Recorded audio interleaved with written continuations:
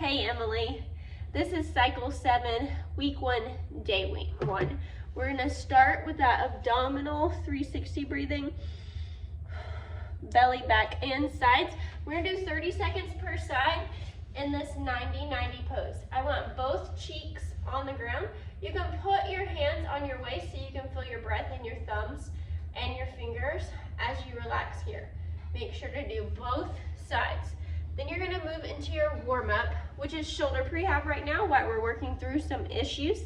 You can do that banded shoulder prehab, that light dumbbell shoulder prehab, and I've added another one called bulletproof shoulders. I'll go over that on day 3, so if you need to skip to that because you wanted to do it this day, that's fine. With the actual warming up for the lift, just make sure you do a set of your lift with an empty barbell. Or with a light dumbbell or light kettlebell, whatever you're using for that lift. That way your body gets warmed up and tempered to that movement. We're gonna start our first superset hinge and squat is glute extension and sumo squat. We're doing 3 rounds of 8 to 10 reps. I want you to start light and build in weight in each round. So by the 3rd round, you should be to heavy-ish. You're gonna note that, so from here on out in the cycle, I can help you with that number range that you want to be in each week. Glute extension, we have that barbell on our hips. We have our shoulders on the bench. We have our feet firmly in the ground. We're going to drive our hips up, drop them down. Try to keep your knees pressing outward as you go through this movement. I want you to try to pause at the top before you lower. That's supersetted with the sumo deadlift. So you have a grip sort of inside of your hips, really wide stance.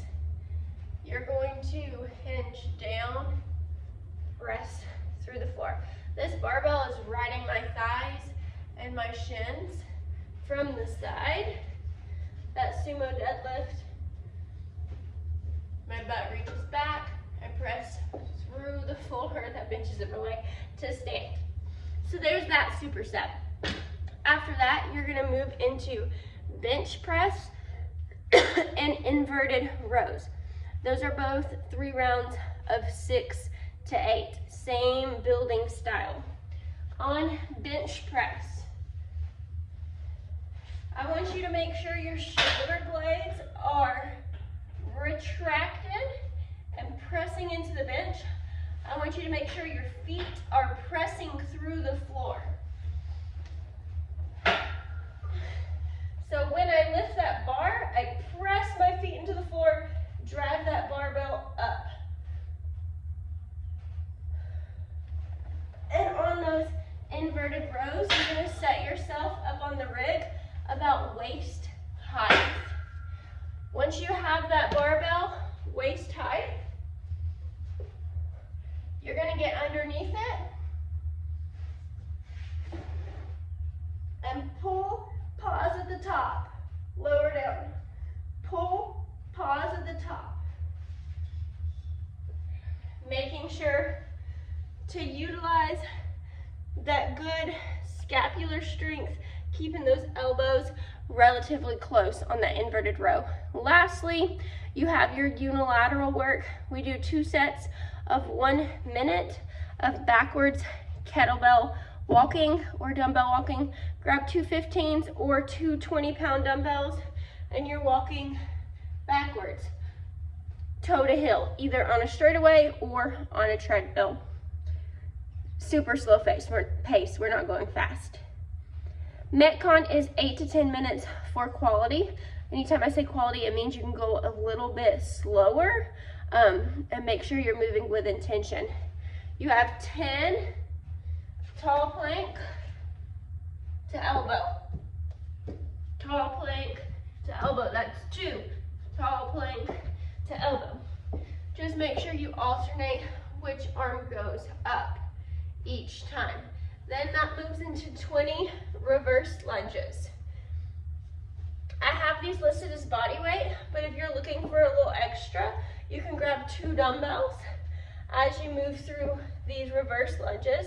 And lastly, you have 10 leg liftovers. You're gonna get some sort of object and put it on the ground to give your legs a guide. You're gonna hinge back, use your hands for support, lift your leg over as high as you can over that object. It should be hip flexors, it should be core.